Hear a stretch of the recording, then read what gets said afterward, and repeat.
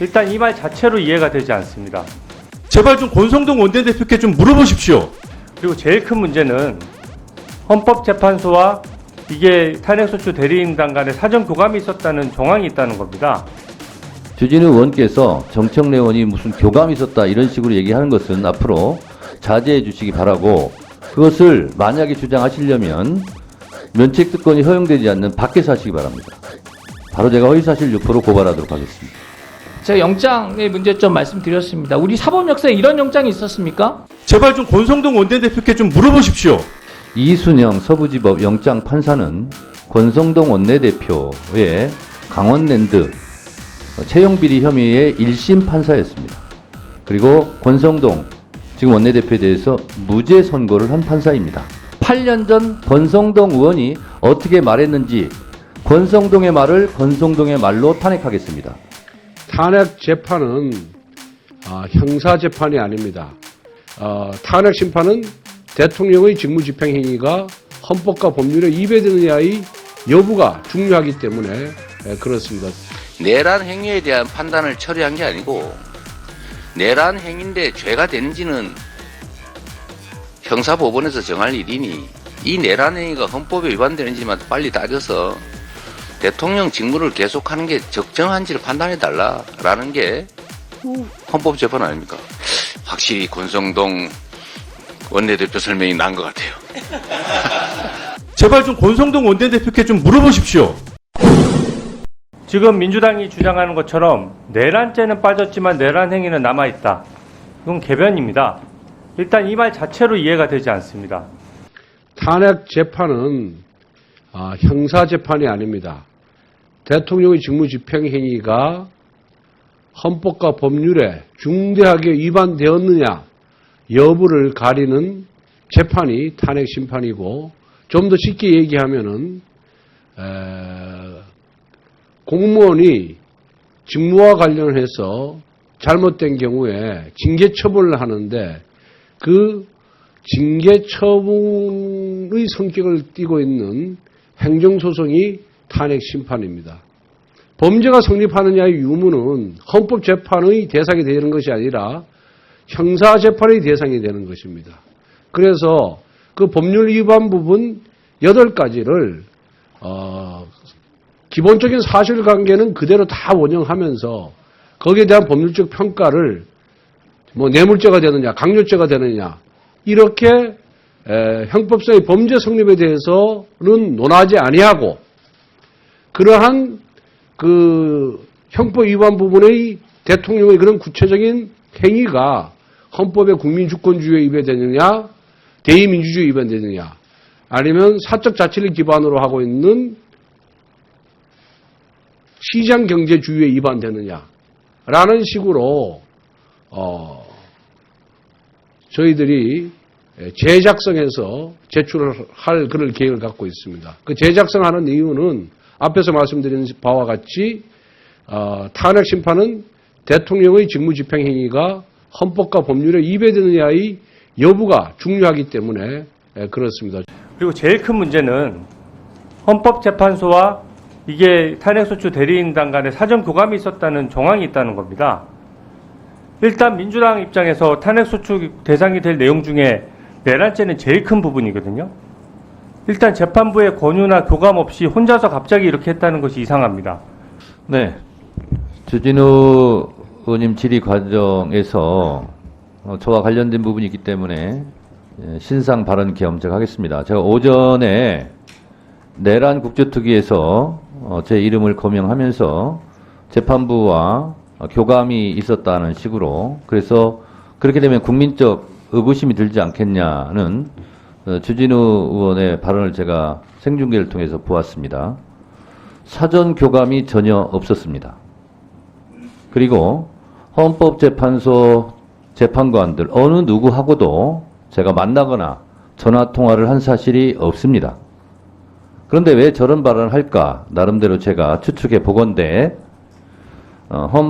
헌법재판소 1차 준비 기일 때 쟁점사항을 정리하는 과정에 있었습니다. 제가 정확한 기억은 아닙니다만, 그래서 내란 행위에 대해서 내란죄로 할 것인지 헌법으로 할 것인지 그 부분에 대해서 청구인 측에서 입장을 정해와라 하는 취지로 제가 알고 있습니다. 그래서 저희 소송 대리인들이 그 부분에 대해서는 내란 행위로 탄핵 소추 안도 의결이 됐기 때문에 내란죄로 하다 보면 실제로 헌법재판소는 헌법재판을 하는 거기 때문에 사실상 내용이 동일하기 때문에 사실적 내용은 남고 내란죄가 아니라 내란 행위에 대한 헌법으로 판단을 받겠다. 그래서 사실상 철회한다. 이렇게 발언을 했고요. 권유라는 말은 왜 썼을까 제가 생각해 봤는데 1차 준비를 할 건지를 이나 피청계엄과 국헌물 1차 준비 쟁의를 자제해 주시기 바라고 그걸 청구인 측이 요구한 대로 헌법재판관들께서 다 들어주는 게 아니지 않습니까? 그래서 이런 부분은 1차 준비기일, 2차 준비기일을 잘 보시면 의심할 여지가 1도 없다. 저는 이렇게 생각하고 주진우 의원께서 정청래 의원이 무슨 교감이 있었다 이런 식으로 얘기하는 것은 앞으로 자제해 주시기 바라고 그것을 만약에 주장하시려면 면책특권이 허용되지 않는 밖에서 하시기 바랍니다. 바로 제가 허위사실 유포로 고발하도록 하겠습니다. 제가 영장의 문제점 말씀드렸습니다. 우리 사법 역사에 이런 영장이 있었습니까? 이거 아무리 법관이 독립적으로 재판하고 이 권한이 있다 하더라도 사법부의 권위나 사회적인 신뢰를 무너뜨리는 그런 결과로 이어질 수 있다. 저는 그렇게 생각합니다. 다른 법관들의 어떤 동요나 이런 부분이 없는지 한번 잘 살펴보시기 바랍니다. 박준태 의원님 질의 과정에서 체포영장을 발부한 이순영 판사에 대해서 잘못된 인식을 심어줄 수 있기 때문에 제가 바로잡고자 합니다. 이순영 서부지법 영장 판사는 권성동 원내대표의 강원랜드 채용비리 혐의의 1심 판사였습니다. 그리고 권성동 지금 원내대표에 대해서 무죄 선고를 한 판사입니다. 그래서 당시 권성동 의원이 이순영 판사의 판결에 대해서 경의를 표한 바가 있습니다.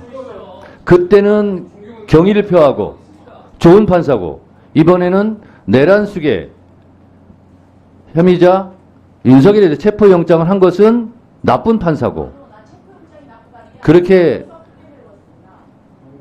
아전인수격으로 해석을 하면 안 됩니다. 이순영 판사는 권성동 강원랜드 채용비리 사건의 판결을 할 때 무죄 판결을 할 때도 이순영 판사고 이번에 윤석열 체포영장을 발부한 영장 판사도 이순영 판사 같은 판사입니다. 어떤 판사라도 잘못된 행위를 하면 비난하는 거죠. 자, 그래서 판사의 판결에 대해서 이렇게 국회의원들이 그때는 좋은 판사였고 지금은 나쁜 판사라는 식으로 공격하면 안 됩니다. 오늘 답변하실 때 보니까 헌법재판소 공정한 재판을 하기 위해서 말을 많이 아끼신 것 같습니다. 그러시죠? 오늘 말을 많이 아끼셨는데 오늘 권성동 원내대표 왜 만났습니까? 이틀 연속 만났다고 지금 보도가 나왔는데 네. 아니 이 자리에선 답변 못하고 권성동 원내대표 그 방에서 만나서 도대체 무슨 얘기하고 다니는 겁니까? 이 자리에서 왜 한마디도 못해요? 근데 왜 이중적 태도를 보입니까? 권성동 원내대표가 보니까 탄핵 심판 4월 18일 맞춰서 결론 내지 말라 이런 요구까지 했다네요. 이런 얘기 듣고 있었으면서 왜 공개된 이 법사위원장에서는 답변도 못하고 공정성을 위해서 말 못하겠다 이렇게 다 뒤를 뺍니까? 앞으로 그런 태도 지양하십시오. 윤석열에 대해서 내란죄에 대해서 사형 선고가 내리는 것은 법원에서 형사재판에서 할 테니까 너무 걱정 마시고 그것을 헌법재판소에서 왜 안 하냐고 윤석열 씨 서운하게 그런 말은 안 하시는 게 좋을 것 같다라는 생각이 듭니다. 헌법재판소에서 윤석열을 하루속히 파면해야 된 이유는 이 어려움에 처한 대한민국을 구하는데 필요한 조치다라는 것이고 이거에 대해서 왈가왈부 하시는데 제가 굳이 이것을 말하지 않고 8년 전 권성동 의원이 어떻게 말했는지 권성동의 말을 권성동의 말로 탄핵하겠습니다. 내란 죄를 뺐느니 마느니 하는 얘기를 잠깐 할까 했는데 권성동 원내대표가 저렇게 명확하게 설명을 해줘서 이 얘기를 한 번 더 해야 될지 말아야 될지 망설여지긴 합니다. 권성동 국민의힘 원내대표께서 저 발언과 같은 현명함을 되찾기를 바랍니다.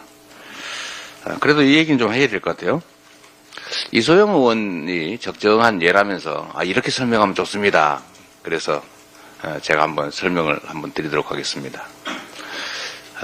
지금 윤석열 대통령의 명백한 군사 쿠데타, 친위 쿠데타, 내란 행위, 이 내란 행위에 대해서 헌법재판 탄핵 심판을 청구했는데 그 무슨 사유를 뺐느니 넣었느니 말이 많습니다.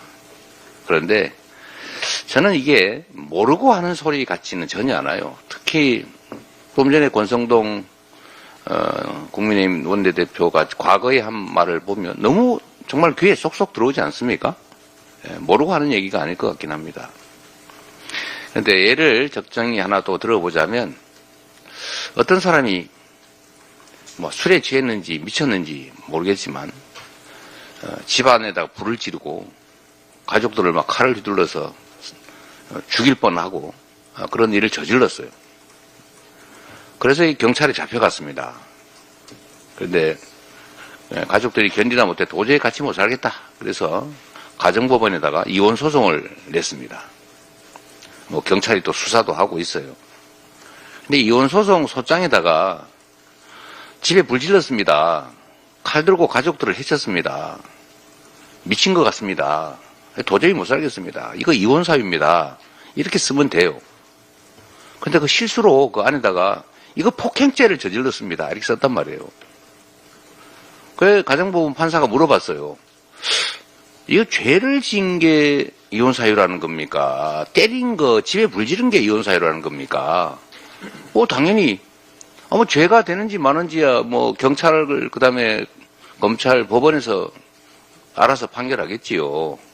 때린 거, 집에 불 지른 거, 칼 휘두른 거, 약간 미쳐가지고 같이 살기 어려운 거, 이게 이혼 사유입니다. 라고 말한 겁니다. 뭐 어쩌라고요. 죄자 한번 썼다고 폭행죄, 방화죄, 죄자 안 써도 됩니다. 그냥 폭행했습니다. 불 질렀습니다. 같이 못 살겠습니다. 이혼하게 해주세요. 라고 한 게 이 정리한 겁니다. 원래 재판부는 이런 걸 정리하게 돼 있어요. 쟁점을. 뭐 약간 실수로 죄자 쓸 수도 있지 않습니까? 내란 행위에 대한 판단을 처리한 게 아니고 내란 행위인데 죄가 되는지는 형사법원에서 정할 일이니 이 내란 행위가 헌법에 위반되는지만 빨리 따져서 대통령 직무를 계속하는 게 적정한지를 판단해달라라는 게 헌법재판 아닙니까? 확실히 권성동 원내대표 설명이 난 것 같아요.